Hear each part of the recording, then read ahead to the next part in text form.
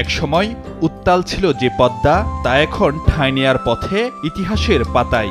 নদীর বুকে জেগে উঠেছে বেদনার বালুচর।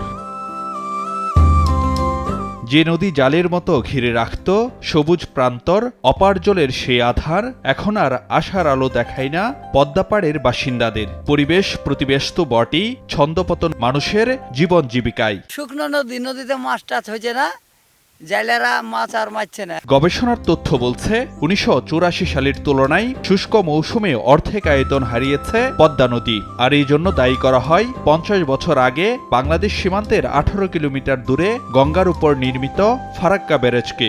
উজানে ভারত পানি প্রত্যাহার করায় অস্তিত্ব সংকটে কেবল পদ্মেই নয়, মরে গেছে কিংবা মৃতপ্রায় গড়াই বড়ালের মতো অনেক শাখা উপশাখা নদী। বিশেষজ্ঞরা বলছেন, উত্তরের জনপদ থেকে বিশ্ব ঐতিহ্যের সুন্দরবন পর্যন্ত জীববৈচিত্র্য আর জনজীবনে নেতিবাচক প্রভাব ফেলছে ফারাক্কা ব্যারেজ। ফারাক্কা ব্যারেজের কারণে সেচের পানির অভাবে ক্ষতিগ্রস্ত হচ্ছেন দেশের অন্তত ৬ কোটি মানুষ। ফারুক ভিয়া, রবিন, সময় সংবাদ, ঢাকা।